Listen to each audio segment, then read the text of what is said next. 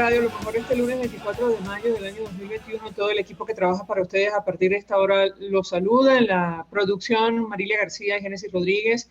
En los controles, César Arteaga, quien tendré el inmenso placer de acompañarles, María Alejandra Trujillo. Saben, ustedes se pueden comunicar desde muy temprano a través de la cuenta en Twitter, @RCR750, seguirnos por el Periscope, por internet, rcr750.com, y el resto de nuestras plataformas digitales a través de TuneIn y YouTube. Escucharon ustedes un resumen de las informaciones más destacadas en Venezuela y el mundo. Javier Tarazona, director de Fundarredes, el fin de semana confirmaba un segundo secuestro, captura de oficiales venezolanos en poder de las FARC que habrían sido posteriormente liberados. Él advertía que también se conoció a través de sus redes sociales que llegó a la victoria deshidratado un sargento de los desaparecidos de la emboscada por las FARC el 23 de abril, y esto forma parte de la situación, bueno, algunos lo denominan el estado fallido que ahora mismo hay en Venezuela, la presencia de grupos irregulares, promovida en su momento o justificada en su momento, lo hemos dicho en varias oportunidades durante la época del expresidente Chávez. Comentar, bueno, el video, el fin de semana publicado también en redes sociales, donde los militares que permanecen retenidos por las FARC dicen que quieren estar con sus familias y, bueno, los datos que ellos mencionan allí llaman la atención, la exhortación, y lo han dicho varias personas, observadores, que hacen directamente a Diosdado Cabello para que interceda. La pregunta que muchos se hacen, ¿a razón de qué? Bueno, pero eso ocurrió. Ellos aprovecharon la oportunidad para solicitar directamente al vicepresidente del PSUV que agilice las gestiones para que esta entrega sea pronta y rápida. ¿A cambio de qué? También se preguntaban muchos, no lo sabemos, y no sé si lo sabremos en algún momento. A propósito de la pandemia de coronavirus, avanza más de 1.200 casos confirmados en las últimas 24 horas, y se habla de la supuesta llegada de 1.3 millones de dosis de vacunas chinas a Venezuela. Eso significaría el inicio de una nueva fase de inmunización. Habrá que ver en qué términos, de eso hablaremos obviamente en los próximos días. Otro de los temas que preocupa y mucho tiene que ver con la violación sistemática de derechos humanos. Llama la atención las declaraciones del fiscal designado al margen de la Constitución, Tarek William Saab. Saben ustedes, con relación a casos emblemáticos, los matices que han hecho sobre estos casos. Ahora mismo pienso en la muerte del concejal Fernando Albán, que cae de un 10º piso del edificio del SEBIN, también el caso del capitán Acosta Arévalo. Y muchas organizaciones no gubernamentales como Provea aseguran que esto responde a lo que podría ocurrir en los próximos días en el marco del examen preliminar que adelanta la Fiscalía de la Corte Penal Internacional. Recordar que en el último informe ellos determinaron, después de una evaluación detallada, estoy leyendo textualmente, detallada, y un análisis de la información disponible, que existe fundamento razonable para creer que se cometieron crímenes de competencia de la Corte en Venezuela desde al menos abril de 2017. Nuestra primera invitada conoce perfectamente el tema, con ella vamos a hablar de esto y otras noticias. Se trata de María Alejandra Aristigueta, internacionalista, fue embajadora ante Suiza, la Confederación Suiza, en representación del gobierno interino de Juan Guaidó. Gracias por atendernos tan temprano, buenos días. Buenos días para ti, muchísimas gracias por la invitación, María Alejandra. Pues le pedí una primera valoración acerca de lo que ha ocurrido en las últimas horas, en los últimos días, con el tema de la violación sistemática a los derechos humanos. A esto hay que incluir la decisión de trasladar a los presos políticos a cárceles comunes. Muchos han interpretado, incluyendo organizaciones no gubernamentales, que el régimen de Nicolás Maduro teme que haya un pronunciamiento en los próximos días sobre el avance del examen preliminar sobre Venezuela. ¿Qué puede decirnos? Bienvenida. Efectivamente, gracias de nuevo, María Alejandra. Efectivamente, esto es un tema que hay que verlo desde varios aspectos. Por una parte está el informe de la fiscal próximo a ser emitido en los próximos días, según entiendo, incluso ya está listo. Y esta maniobra que no sabemos muy bien si está bien pensada o si simplemente es una maniobra hacia el público interno y no hacia el público internacional, porque no me cabe en la cabeza que piensen que por hacer por fingir que hay un proceso judicial en curso, por identificar a algunas personas como imputados en estos casos que se están analizando en este momento, vayan a pensar que hay una verdadera complementariedad, que el sistema judicial venezolano esté realmente funcionando, que haya una autenticidad en este juicio y que se esté realmente identificando a toda la cadena de mando. O sea, hace falta mucho más que esto para que realmente se pueda decir que la justicia venezolana, la administración de la justicia venezolana y la garantía del debido proceso se están permitiendo, se están evidenciando.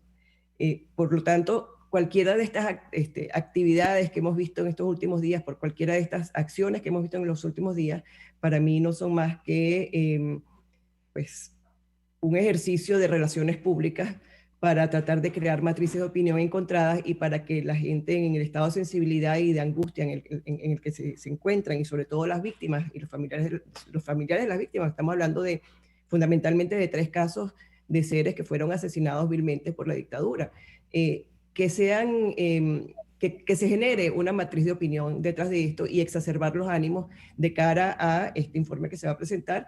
No solamente este informe, en junio próximo, no estamos muy lejos ya del mes de junio, en junio próximo hay un nuevo Consejo de Derechos Humanos en el que la alta comisionada debe rendir un informe oral sobre los avances en Venezuela, y con esto no dudo que pretendan también que la alta comisionada le dé la bienvenida o que le exprese su agradecimiento, vamos a decirlo así, por estos avances que están ocurriendo en Venezuela, que no son tales. Ahora, Yo eso lo veo, perdón, dime. no, perdón que le interrumpa, pero es que efectivamente a mucha gente le ha llamado la atención lo que usted denomina esta maniobra de relaciones públicas, tomando en cuenta la gravedad de lo que está en el informe. Es decir, si uno lee la última actualización de la Fiscalía de la Corte Penal Internacional, allí se habla de delitos como tortura, como violación y otras formas de violencia sexual de gravedad comparable con arreglo al Estatuto de Roma, persecución de un grupo o colectividad con identidad propia fundada en motivos políticos de conformidad al Estatuto de Roma, y se habla de presuntos responsables por la comisión material de estos hechos, que incluyen a efectivos de la Policía Nacional, del SEBIN, de la DGCIN, del FAES, del CICPC, Guardia Nacional, CONAS, bueno, Fuerza Armada Nacional en general. Y está el tema de la cadena de mando, que está específicamente mencionado en el informe de la misión de determinación de hechos. Yo le pediría un comentario, porque efectivamente estos 3 casos, incluyo a Juan Pernalete, bueno, son, digamos, una muestra muy pequeña de lo que está reflejado o lo que se está investigando en la Fiscalía de la Corte Penal. ¿Qué puede decirnos? Le escuchamos. Efectivamente, y de eso se trata, pues que aquí hemos visto el informe de la fiscal, pero además de este informe de la fiscal, hay un informe de la misión de determinación de hechos que vimos en septiembre del año pasado, que fue absolutamente contundente en la determinación de crímenes de lesa humanidad y que por lo tanto debían ser llevados a la Corte Penal Internacional. Y además tenemos los informes anteriores que se entregaron por parte de la OEA, estos informes que lo entregaron 6 estados. No estamos hablando solamente de un procedimiento administrativo dentro de la Corte Penal Internacional, estamos hablando del inicio de un juicio, de la admisión de que los elementos están allí, la documentación es suficiente para iniciar un juicio. Entonces, todas estas cosas que estamos viendo alrededor parecieran, por esta razón, porque no tienen la contundencia, no están demostrando en ningún caso que lo que se ha dicho hasta este momento sea falso, sino todo lo contrario, están adornando y están tomando medidas un poco arbitrarias, como esto del traslado de los presos, no hace sino confirmar que en Venezuela no existe Estado de Derecho y no existe una justicia independiente. Ahora, el tema de las responsabilidades, yo le pediría un comentario, y esto lo uno con las negociaciones o las posibles negociaciones en marcha con el régimen de Nicolás Maduro. Insistimos, en el informe de la misión de determinación de hechos se habla de la cadena de mando y se menciona directamente algunos de los posibles responsables de lo que ha ocurrido en nuestro país en materia de derechos humanos. ¿Qué puede decirnos? Le escuchamos. Justamente, y ahí es donde yo digo que el fiscal, como tú bien decías, designado de manera ilegítima, pretende que actuar en nombre inclusive del Ejecutivo, con lo cual, de nuevo, estamos hablando de que no hay una independencia, no hay independencia de los poderes públicos, que funciona como un brazo de quienes detentan el poder, y por lo tanto, pues a mí me sorprende que no estén entendiendo la dimensión de lo que están haciendo. Pareciera como que no hay, su cultura antidemocrática es tan grande que no se dan cuenta que sus propias acciones los están delatando y que forman parte de esa cadena, de esa estructura de mando. Eso es lo que yo desde acá como analista veo, y no dudo que los expertos, los realmente expertos en temas de justicia penal internacional también lo estén viendo, porque si lo veo yo, que no soy experta en la materia, lo van a ver ellos con muchísima más razón. En cuanto a la cadena de mando propiamente dicha, yo no me atrevo, no me aventuro a profundizar demasiado, pero tengo la sospecha de que estamos ante un proceso de negociación. Yo he estado tratando de informarme por distintas vías, y la verdad es que hay bastante hermetismo, con lo cual eso me confirma que sí hay un proceso de negociación en marcha, y por la manera como se han planteado algunas de las condiciones o algunas de las últimas acciones en estas últimas semanas, pareciera como que estamos utilizando todas estas posibilidades de avanzar en el proceso penal internacional o el proceso o el tema de los presos políticos como monedas de canje, como monedas para estimular un proceso de negociación. Entonces, pues habrá que esperar para ver si efectivamente se está planteando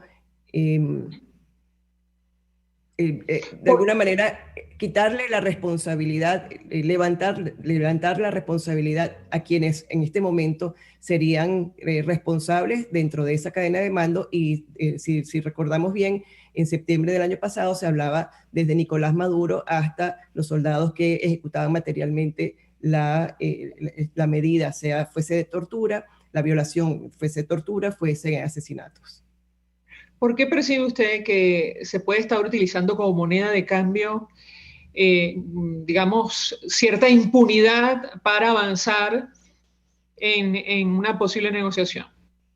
Bueno, porque lo hemos oído de distintos actores políticos, lo hemos oído y lo hemos leído en la prensa, en los distintos medios de comunicación, las redes. Hemos visto cómo se ha utilizado el tema de la Corte Penal Internacional como una amenaza. Yo no puedo concebir que esto sea una amenaza. Evidentemente, pues en política todo funciona o todo tiene un espacio de negociación, pero esto es un proceso judicial. Y si eso es un proceso judicial, pues va a seguir su camino, y no debe ser obstaculizado, o no podrá ser obstaculizado al 100% por un proceso de negociación que exista en otros niveles, en otros ámbitos.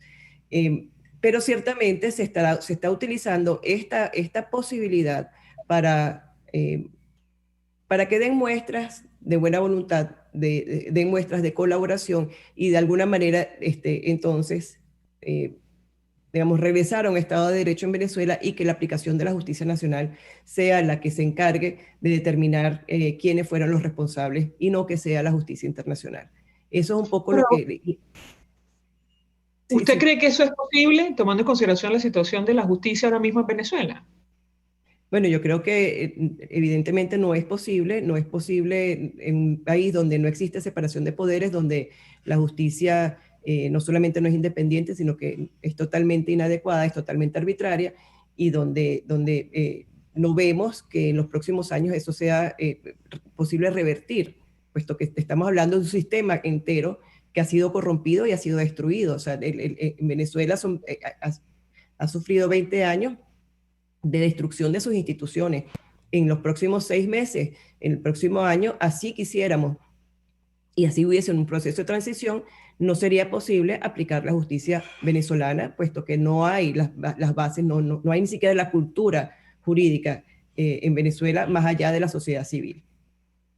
Claro, porque hemos escuchado de algunos expertos el tema del principio de complementariedad, que va a evaluar o evalúa en un momento determinado la Fiscalía de la Corte Penal Internacional para enfocarse en si el Estado no quiere o no puede investigar o enjuiciar los posibles crímenes que se han denunciado, y en el caso venezolano da la impresión que en principio no ha querido, pero tampoco podría, ¿correcto? Efectivamente, es una muy buen análisis el que estás haciendo, puesto que la Corte Penal Internacional, el Estatuto de Roma, así lo prevé.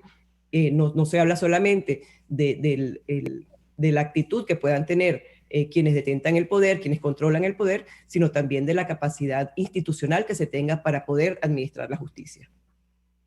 Tenemos que hacer una breve pausa, pero yo le ruego permanezco unos minutos más. Al regreso quisiera ahondar en el tema de las negociaciones. Si esto es así, digamos, lo vemos ahora mismo en medio de esta discusión, ¿qué se puede estar planteando? Y por otra parte, yo le pediría un comentario acerca de lo que se sabe. Efectivamente, hay hermetismo, pero han trascendido algunas cosas, al menos desde la Asamblea Nacional, electa en 2015, el diputado Freddy Guevara ha dicho, quien participa en estos contactos preliminares, ha comentado, ha compartido algunos detalles. El propio presidente interino, el presidente de la Asamblea, Juan Guaidó, también ha hecho lo propio. Yo quisiera ahondar en este tema con usted, tomando en consideración, me parece la última conversación que sostuvimos, el papel de las potencias mundiales, sobre todo aquellas que apoyan todavía el régimen de Nicolás Maduro. Al regreso de la pausa le doy la palabra para contestar. Ya venimos.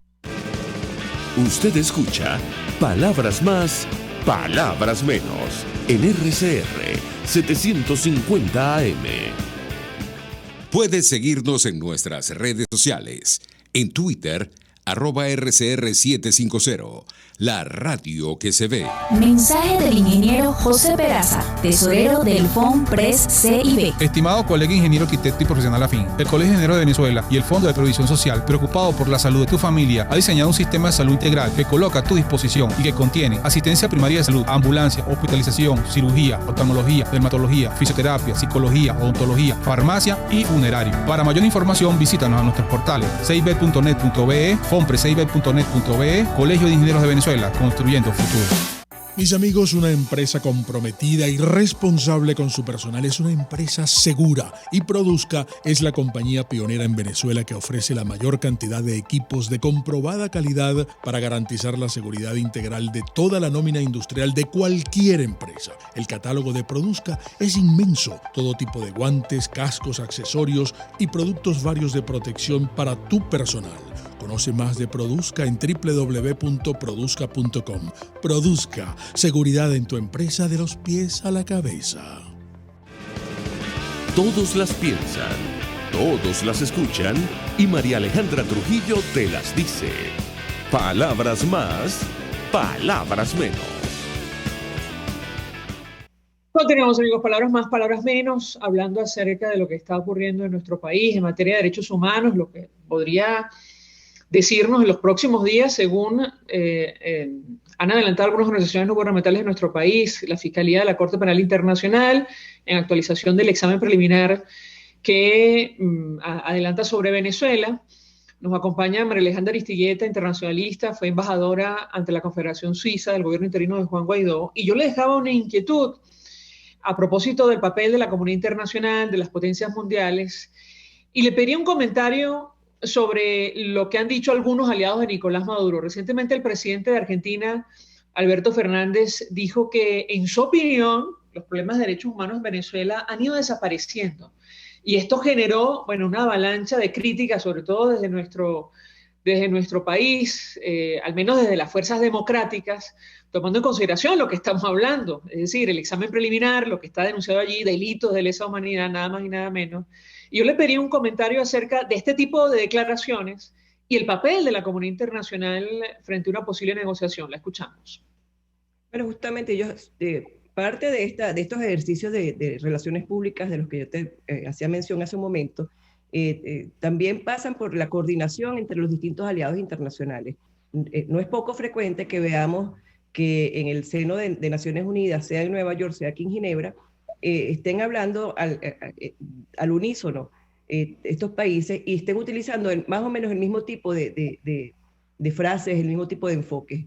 Esto que dijo el presidente Fernández, también se lo oímos decir aquí en Ginebra a algunos actores de los aliados del régimen.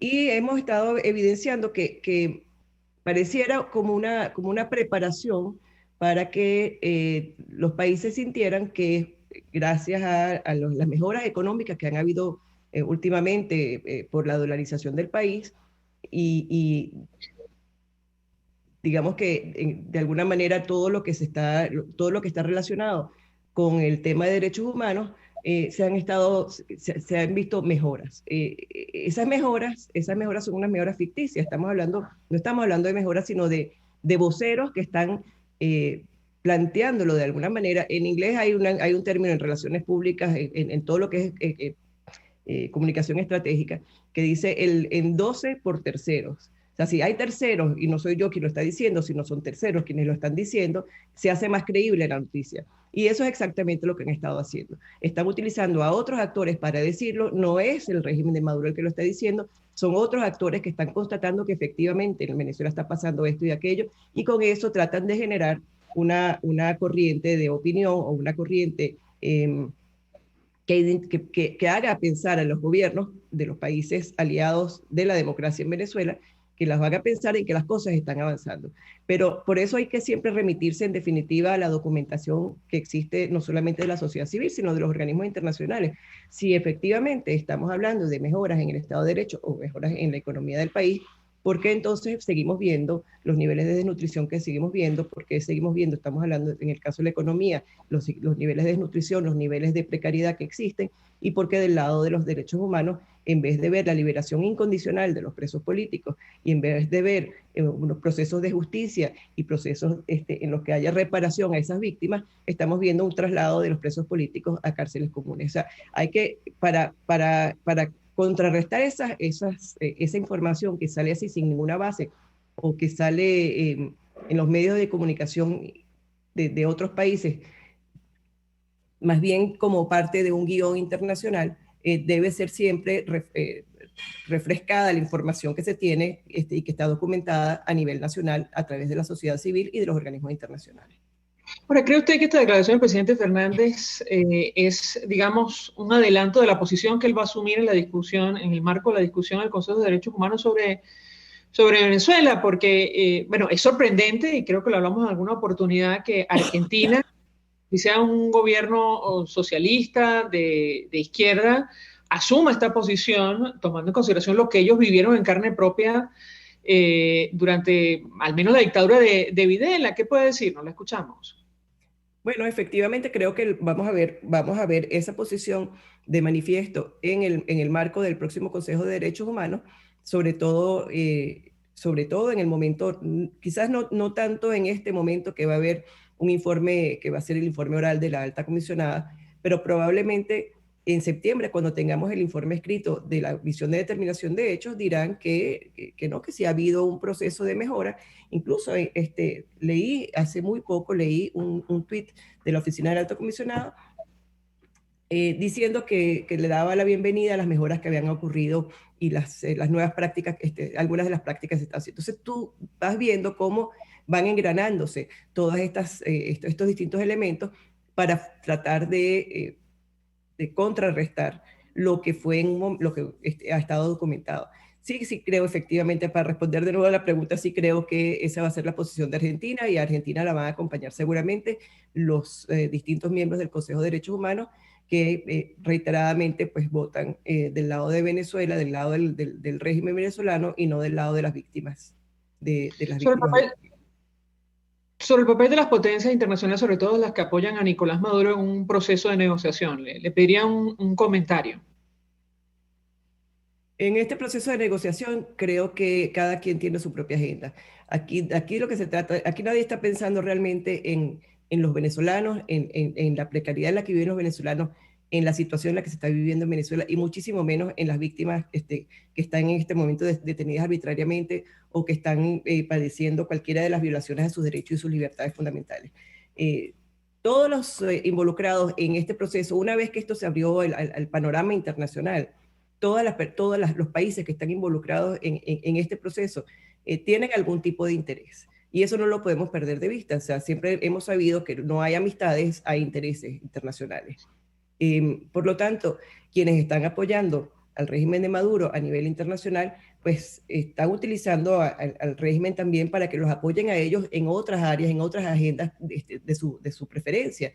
Y podemos imaginarnos, por ejemplo, que en una agenda de cambio climático, que es una agenda tan fuerte, en la que, por ejemplo, China estaría tan afectada por tener unos bajísimos estándares de protección climática, de protección medioambiental, y que está en contraposición con la posición de los europeos y la posición ahora de los americanos, pues necesitaría el apoyo de Venezuela en ese foro. En definitiva, son agendas que se intercambian a nivel internacional en cada uno de los foros y en algún momento se decía, es una geometría variable, se van pagando y se van dando el vuelto en distintas partes, para decirlo en criollo. Y en lo que se refiere a Venezuela propiamente dicho, pues evidentemente también tenemos intereses económicos. Estamos hablando de un país que está en ruinas y que el potencial para reconstrucción es enorme. Por lo tanto, allí no solamente los aliados del régimen, no estamos hablando solamente de China o Turquía o Rusia o Siria o Irán. No estamos hablando solamente de estos aliados, sino que también hay otros que se están presentando más como negociadores que también tienen unos intereses económicos por detrás. Pero las posibilidades de éxito de esta nueva negociación, hay gran escepticismo, como es natural, por lo que ha ocurrido y por los antecedentes, además, por las acusaciones tan graves contra algunos de los miembros del régimen de Nicolás Maduro. ¿Qué opina usted? La escuchamos. Aquí estamos frente a una situación que hemos visto en distintos momentos, salvo la gran diferencia, creo que es la atención que hemos tenido sobre Venezuela en los 2 últimos años. El hecho de que Juan Guaidó asumiera la presidencia interina de Venezuela y estuviese supliendo esa ausencia de poder, de acuerdo con lo que dice la Constitución, permitió que los países actuaran de una manera más sólida o más comprometida con Venezuela. No todos los países actúan con el mismo nivel de compromiso, pero hay una atención que no había antes. Dicho esto, también hay un cansancio, ¿no? Tenemos más de 20 años de un decrecimiento, de una ausencia progresiva del Estado de Derecho y de un retroceso de la democracia, y estos últimos años, a los que se les suma además toda la crisis y la emergencia humanitaria compleja, ha causado un cansancio en la comunidad internacional que también ya quiere un poco cerrar el capítulo Venezuela para poderse ocupar, poder dedicar el tiempo de su agenda a otros temas que también son primordiales para ellos.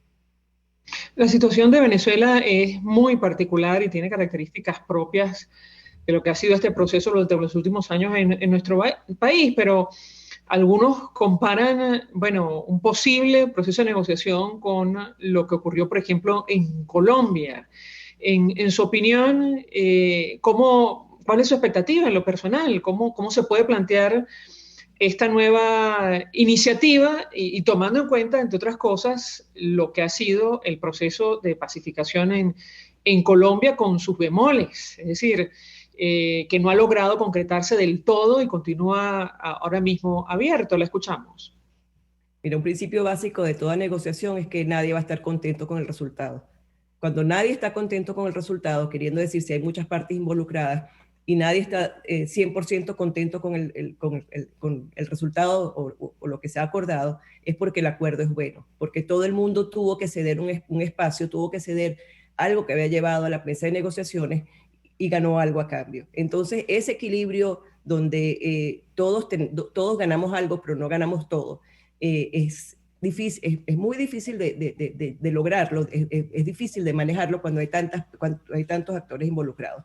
En este caso, el proceso de paz es evidentemente uno de estos ejemplos en los que mucha gente se siente inconforme, se siente que el acuerdo no llegó, no cumplió con lo prometido o con las expectativas que se tenían sobre él. Eso nos va a pasar a nosotros, eso sin duda va a pasar a nosotros, pero yo realmente lo que deseo es el éxito de un proceso de negociación. El éxito de ese proceso de negociación nos va a llevar a cerrar este capítulo tan nefasto y tan negro de la historia de Venezuela y a poder empezar a pensar en la reconstrucción del país. Entonces, Que estemos inconformes, sí, vamos a estar inconformes. Yo la primera voy a estar inconforme porque voy a ver que las víctimas de violaciones de derechos humanos no han sido tomadas en cuenta al 100% como deberían serlo. Porque voy a ver una serie de intereses económicos que van a traslucir o que van a tomar relevancia sobre, sobre la persona, sobre el ciudadano venezolano. Pero más allá de eso, el solo hecho de saber que vamos a poder recomenzar el país, resetear el país si tú quieres, y que vamos a reinstitucionalizar el país, me permite tener una visión, como una perspectiva más amplia y como una visión más de conjunto, que bueno, que poco a poco iremos llegando a ese país que todos queremos, con valores, con instituciones fuertes, con un Estado de Derecho donde todos somos iguales ante la ley y donde, por supuesto, se acabe la persecución y la economía pueda volver a florecer. Bueno, le pregunto porque, bueno, insisto, esto avanza con gran escepticismo. Recientemente el comisario Iván Simonovich, quien formaba también parte del gobierno interino de Juan Guaidó, presentó su renuncia. Él ha expresado, bueno, sus opiniones, hay distintas razones. Él no ha sido absolutamente claro al respecto para abandonar el gobierno interino, pero sí ha expresado sus opiniones sobre algunos temas. Por ejemplo, la participación de algunos factores que en teoría están vinculados a la alternativa democrática en las elecciones regionales del mes de diciembre es una de ellas. Yo le pediría un comentario a usted en lo personal sobre este tema y las distintas visiones, y seguramente esto conoce usted más que nosotros, que hay en el seno del gobierno interino de la alternativa democrática que se expresan en situaciones como esta. Es decir, la decisión de un grupo de participar como sea, en unos comicios como los que están planteados en el mes de diciembre. La escuchamos. De nuevo, yo creo que aquí lo importante es que podamos entender, aceptar y reconocer y actuar en consecuencia cuando se están poniendo las agendas personales por delante o las agendas de partidos por delante y no la agenda de Venezuela. Y yo creo que en ese caso, el comisionado Simonovich fue muy enfático, muy claro. Unos pocos días antes había habido un video de él donde hablaba del entramado terrorista que existe en torno a Venezuela y bueno, teniendo toda esa información y teniendo todo ese caudal de pruebas que se tienen, no podemos pretender llegar a un proceso de negociación de una manera tan ingenua que creamos que todo esto que está por detrás, todo este tema de esta organización criminal que está por detrás, vaya a permitir una redemocratización desde las bases, digamos, desde los niveles locales y regionales hasta llegar a la presidencia. Eso es ingenuo pensarlo de esa manera. Usted comparte, obviamente, esa opinión. Efectivamente, yo pienso que hay que poner la agenda de Venezuela por delante, y la agenda de Venezuela quiere decir, lo dijo también Arturo Sosa hace unos días en una entrevista que se le hizo, estamos hablando de un sistema, estamos hablando de que se eliminó un sistema, se desmontó todo un sistema que es el sistema democrático, y hay que regresar a un sistema, hay que regresar al sistema democrático, hay que reconstruir ese sistema, y para hacerlo pues necesitas pensar no en una alternancia en el poder, no en ganar unas elecciones, no en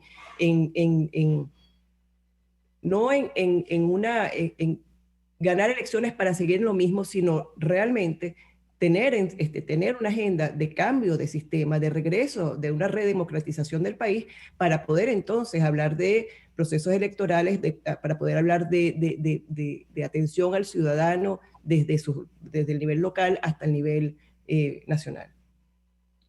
Gracias, María Alejandra Aristigueta, por atendernos, acompañarnos la mañana de hoy. Internacionalista, fue embajadora del gobierno interino de Juan Guaidó en la Confederación Suiza, conoce perfectamente de estos temas, expresando opinión, análisis, compartiendo información valiosa acerca del tema que debatimos la mañana de hoy, que tiene que ver con los derechos humanos, pero también con este posible proceso de negociación en marcha, una vez más, entre factores de la alternativa democrática y el régimen de Nicolás Maduro. Vamos a la pausa, al regreso venimos con más. Estás escuchando Palabras Más, Palabras Menos, por RCR 750 AM.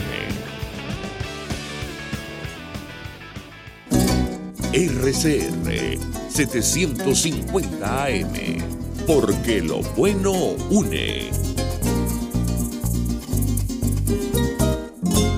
Mensaje del ingeniero José Peraza, tesorero del FOMPRES CIB. Estimado colega ingeniero arquitecto y profesional afín, el Colegio de Ingenieros de Venezuela y el Fondo de Previsión Social, preocupado por la salud de tu familia, ha diseñado un sistema de salud integral que coloca a tu disposición y que contiene asistencia primaria de salud, ambulancia, hospitalización, cirugía, oftalmología, dermatología, fisioterapia, psicología, odontología, farmacia y funerario. Para mayor información, visítanos a nuestros portales cib.net.be, fomprescib.net.be, Colegio de Ingenieros de Venezuela, construyendo futuro. ¿Te imaginas unos deliciosos y súper cremosos helados libres de azúcar, libres de lácteos, libres de huevos, libres de gluten, libres de culpas? Te lo tengo. Heladería Vegan Fruit lo hizo posible y aptos para todo tipo de personas.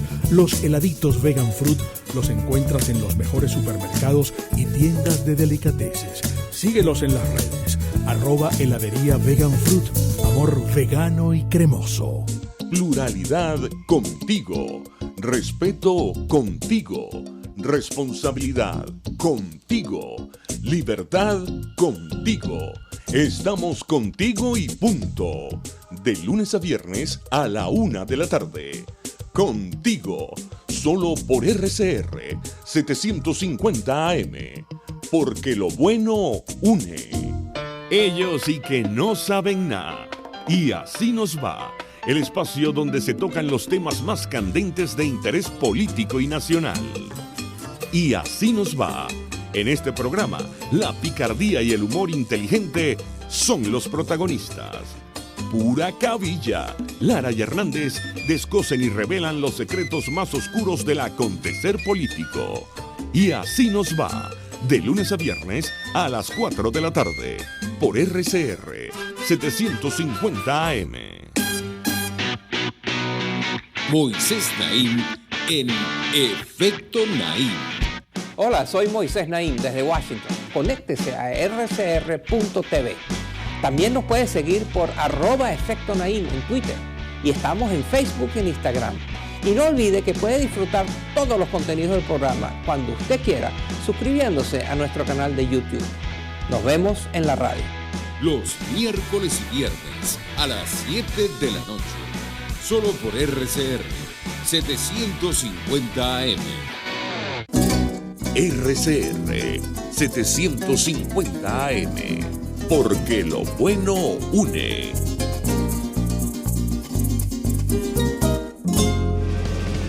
Información, opinión, contraste. María Alejandra Trujillo está en Palabras Más, Palabras Menos. Continuamos, amigos, palabras más, palabras menos, hablando acerca de los derechos humanos en nuestro país. Vamos a hacer todo lo posible para conversar con la doctora Ana Leonora Acosta, abogada. Ella es miembro de la Coalición por los Derechos Humanos y la Democracia sobre estos temas. A propósito de lo que está ocurriendo con los presos políticos, el traslado a cárceles comunes y, bueno, insistimos con esto, este proceso de negociación, posible proceso de negociación en marcha, nuevo diálogo entre la Alternativa Democrática y el régimen de Nicolás Maduro, el papel o el lugar que van a ocupar los derechos humanos y las víctimas en estas discusiones. Si me permite mi equipo, acabo de publicar en redes sociales la declaración que ofrecía Javier Tarazona de Fundarredes sobre lo que ha ocurrido, la detención, decía él, y la posterior liberación de un grupo de efectivos militares venezolanos por la guerrilla de las FARC que se encuentra en territorio venezolano. Ya me dirá mi equipo si tenemos a Ana Leonora Acosta o vamos con el sonido, pero en todo caso, ¿qué dice Javier Tarazona? Insisto, está en mi cuenta en Twitter. Javier Tarazona decía en esta declaración: hemos confirmado que las FARC secuestró y liberó a un segundo grupo de militares venezolanos. 3 de los 4 capturados eran mujeres. También hemos conocido, decía Javier Tarazona, que llegó a la victoria deshidratado un sargento.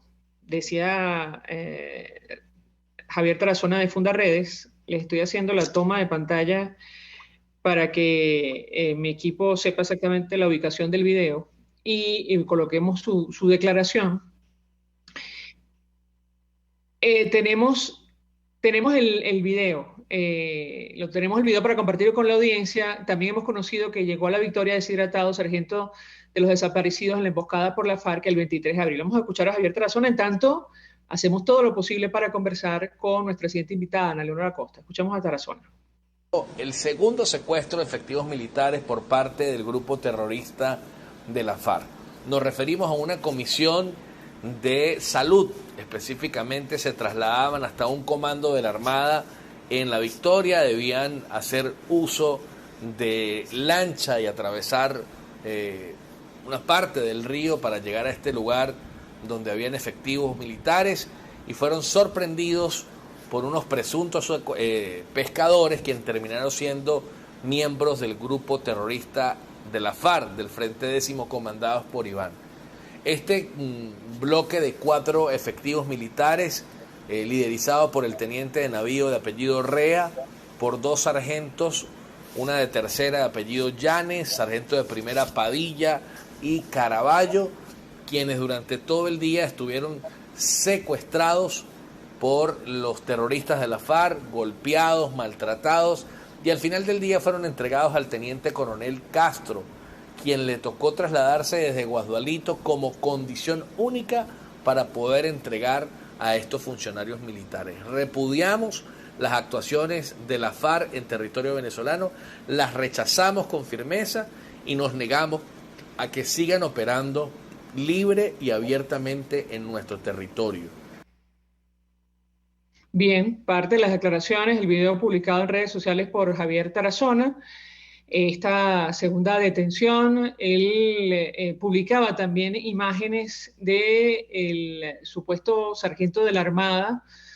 Allí se ve un efectivo militar acostado en una camilla, custodiado por otros efectivos militares. También conocimos que llegó deshidratado un sargento de la Armada, quien forma parte de los comandos especiales en La Victoria, de los cuales fueron emboscados por la FARC el pasado 23 de abril. Ahora se encuentra en Guasdualito luego de ser trasladado en helicóptero al hospital, y francamente preocupa y mucho, y a esto hacía referencia María Alejandra Aristigueta, sobre los grupos irregulares que están en nuestro país y que para nada van a facilitar un proceso de negociación y una transición a la democracia en las actuales condiciones. Ahora sí, veo vía Zoom a nuestra siguiente invitada, Ana Leonora Acosta. Gracias por atendernos, por recibir nuestra llamada. Con ella vamos a hablar acerca del tema que nos ocupa la mañana de hoy, los derechos humanos, por cierto.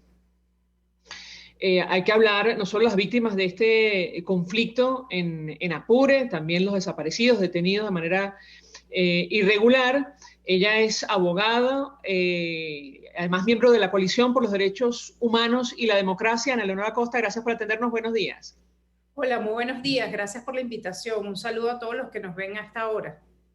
Pues iniciaría conversación a partir de una reflexión que compartía nuestra invitada anterior, María Alejandra Aristigueta. Ella es internacionalista, fue embajadora en la Confederación, ante la Confederación Suiza del gobierno interino de Juan Guaidó, y ella expresaba su preocupación sobre el posible uso de los derechos humanos en nuestro país para esta nueva negociación que está en marcha o que podría iniciarse en breve entre factores de la alternativa democrática y el régimen de Nicolás Maduro. Yo le pediría un comentario inicial al respecto. La escuchamos.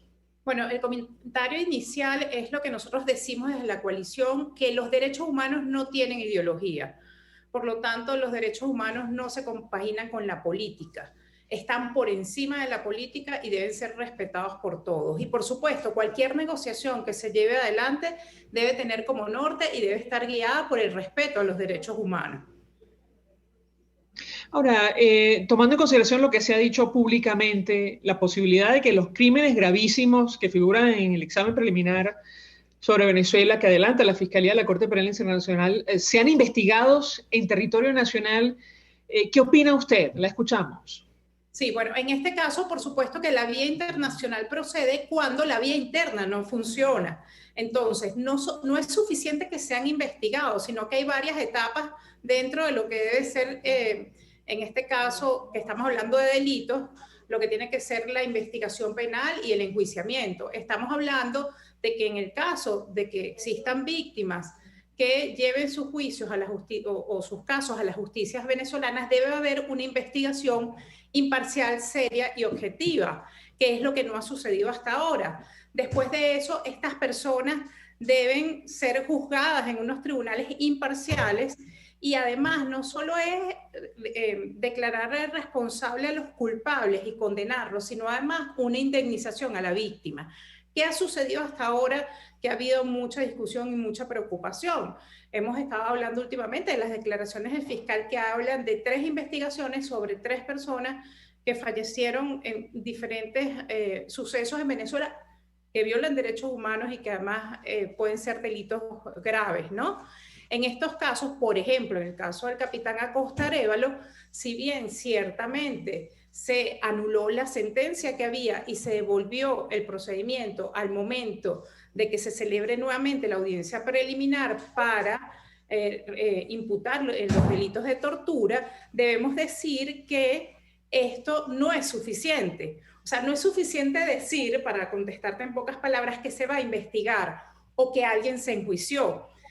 Primero, tiene que haber una investigación seria, objetiva e imparcial. ¿Por qué? Porque las familias o las víctimas, en su caso, tienen derecho a saber la verdad. Estamos hablando de verdad y de justicia.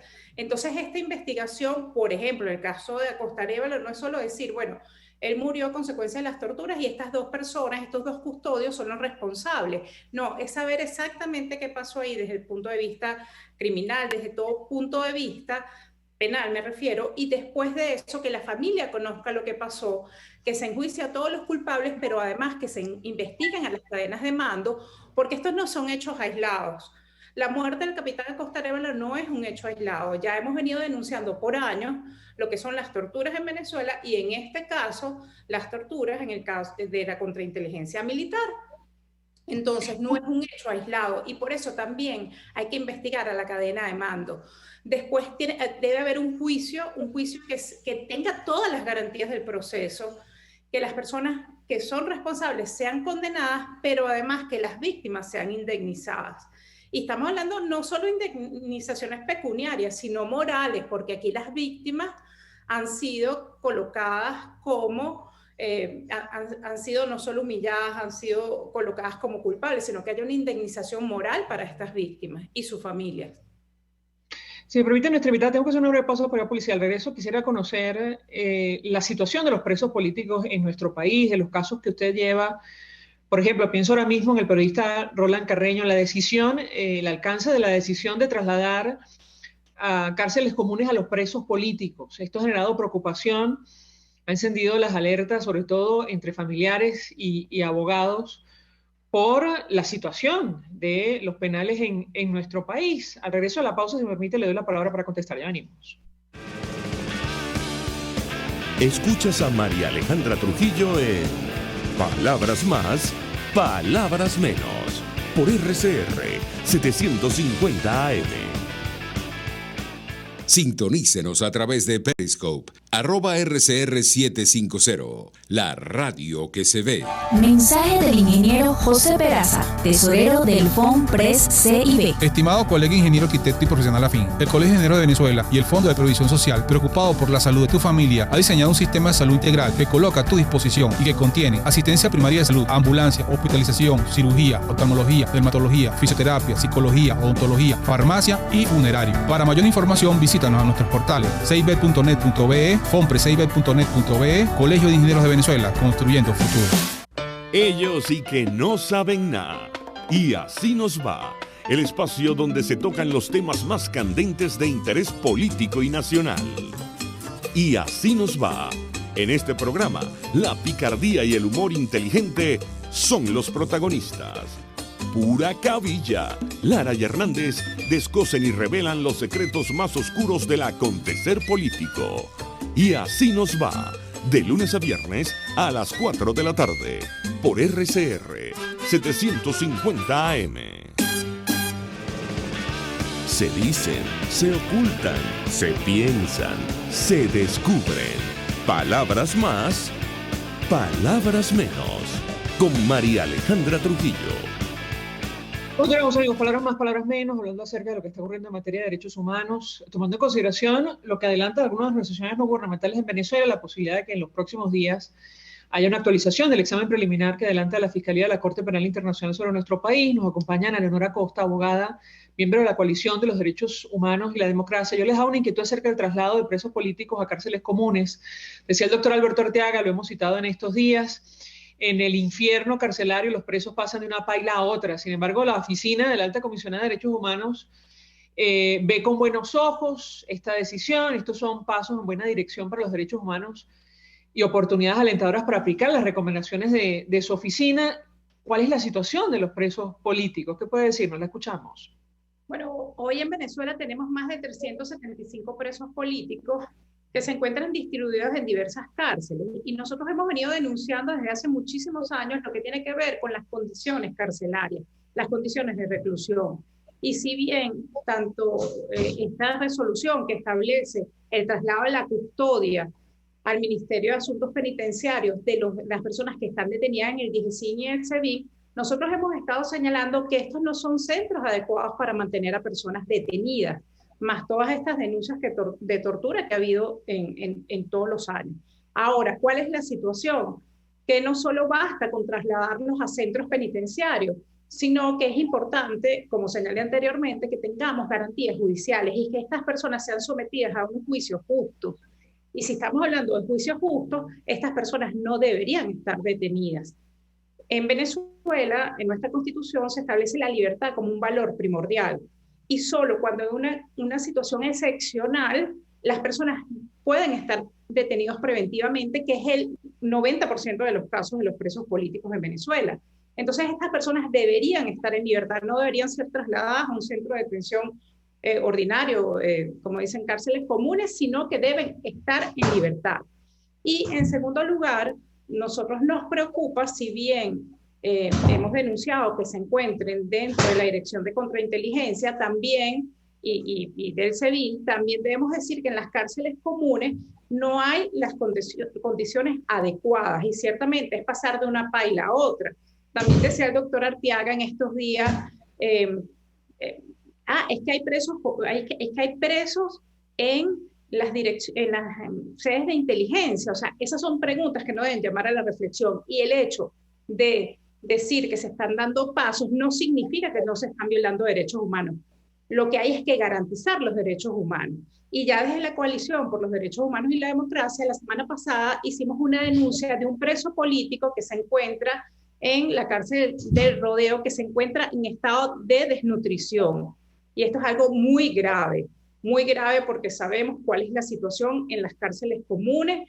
No hay alimentos, no hay agua potable, no hay tratamientos médicos, no hay asistencia médica, no hay en este caso ningunos protocolos de bioseguridad con respecto a la pandemia, al COVID, y vemos que terminan en un estado de desnutrición la mayoría de las personas que son enviadas allí, que se enferman, que hay muertos por tuberculosis y otras enfermedades que se supone que estarían erradicadas.